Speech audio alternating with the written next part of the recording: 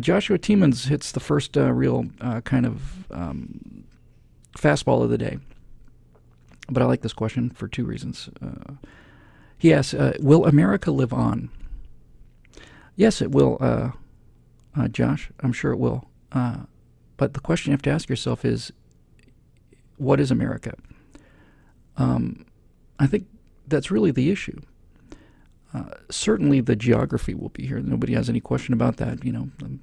Yosemite National Park's not going anywhere, and neither are the amber waves of grain, although it's a world where there's not so much grain. So obviously the country will be here. I know that's kind of a simplistic answer, but I'm just trying to build a case here. The geography will be here. The government that we have now, I don't know.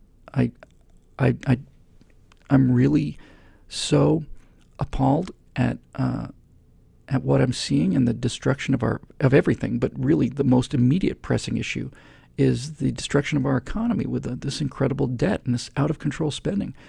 If the economy of the United States collapses, the whole world goes. And when that happens, nobody knows what's beyond that. Nobody. So there's a good chance that the American government, as we understand it, and the American way of life as we know it today, will in fact disappear. I don't think that a dark age is definitely possible, not because of Terminators or because of asteroid impacts or any of that stuff. It's because the people we elected to Congress couldn't control their spending. They bankrupted the country years ago, decades ago. They've been just spending, and accelerates. It just accelerates. This can't go on forever, and something's going to happen, and it's probably going to be bad. But so the question is, will America survive? Will it live on? Yes, because ultimately, America's an idea. America is an idea, and if the society gets so complex and so entitlement heavy that it collapses under its own weight, it's going to be awful.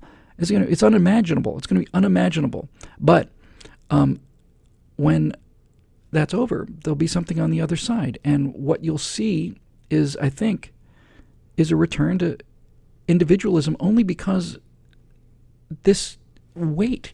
Look, what we're like, what America's like, is a healthy person swimming in a river in Brazil or something, and you come out, and there's a leech attached to you. Okay, a healthy organism can frankly afford a couple of leeches, several. But as more and more leeches attach to the host organism, and as more and more come on them, the host organism gets weaker and weaker and weaker. And as he gets weaker and weaker, he's less able to resist them and pull them off. And so more come on, and eventually the parasites will just bleed that host out to death, and then the parasites die. They don't die in the real world because there's other host organisms, but here it's the end of the line. So what'll happen is, if there's an economic collapse or hyperinflation, and these kind of things happen, we're not immune to them, because we're not immune to common sense. You can talk about the Fed, and you can talk about propping up the currency, and you can talk about international buying and China buying up talk about all this stuff. But ultimately, even though these are zeros and ones now, there is a number. And when that debt reaches the point where the first major player says, all right, this is coming down, and I'm going to get my money out before it does. Once the first major players start deciding, game over, I got to get my money out. Once those people start leaving, the whole thing comes down shockingly fast. Happens all the time, historically. I know it's depressing. It's more than depressing.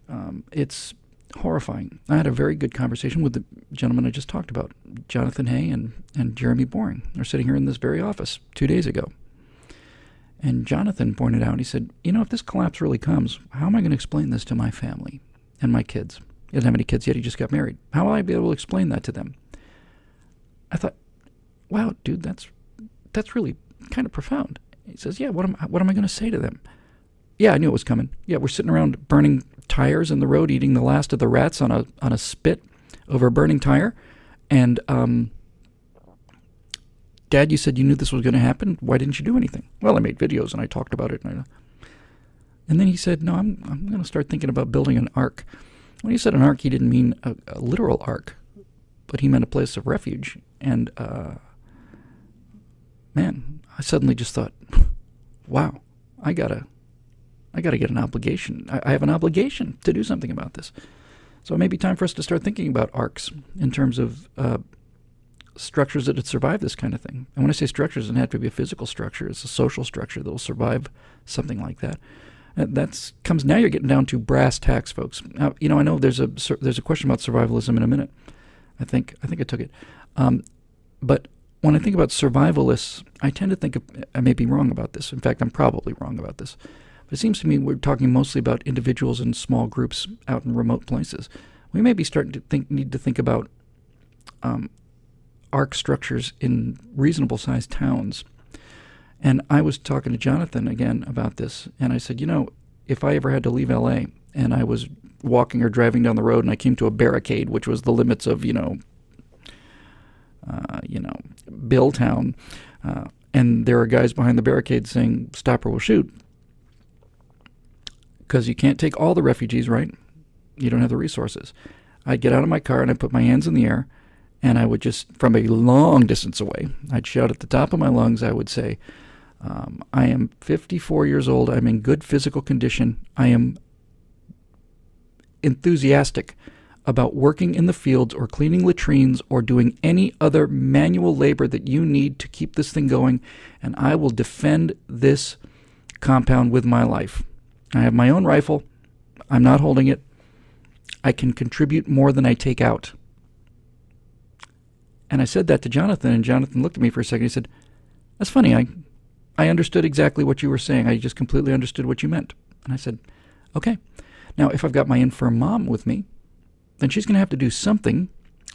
There's lots of things that infirm people can do, but she's going to have to do something, and I'm going to have to work harder to help cover her."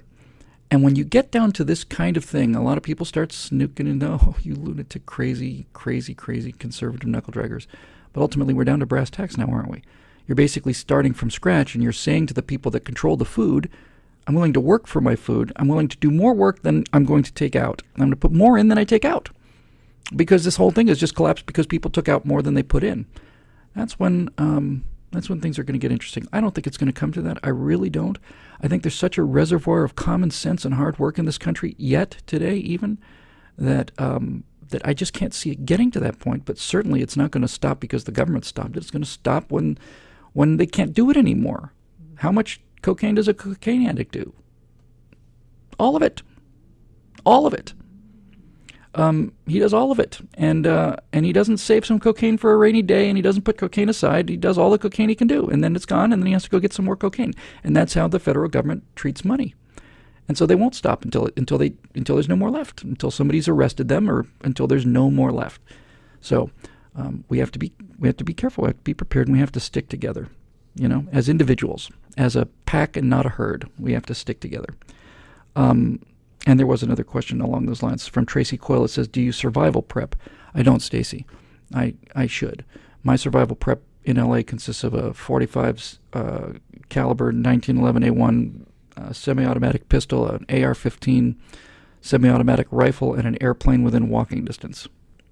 That's my survival prep for LA. I should do more. I have an earthquake kit in my backpack. I have, one of these 2-week or 3-week, maybe, I think it's like four man weeks, something like that. One person for 4 weeks, 4 people for something like that. It's in the trunk of my car. So if I get lost or my car runs out of gas or something, or if there's an actual earthquake, I've got the basics, but I'm not doing enough. And it's time to get to a place where I am. Just saw a comment from, as we're moving on, from James Edward Hamilton, who says, "Bill, you are the 2013 equivalent to Rod Serling. Have you ever considered doing a Twilight Zone type show?" Submitted for your approval. No. One Mr. Miller, who's about to take a trip into oddness and obsolescence. Accompanying him on this fateful journey is the mesmerizing sound of the Twilight Zone. No, James, I haven't, but it's a classic show, and Serling was a genius, and he's one of the people I absolutely admire and revere. He's just unbelievably gifted, brilliant guy, so ahead of his time, died so young. I think he was 52 or something when he died, 50. I'm older than Rod Serling, and man, what a brilliant guy. That was a little extra gimme, which we do sometimes. More than four questions. More than four words, though. So moving on.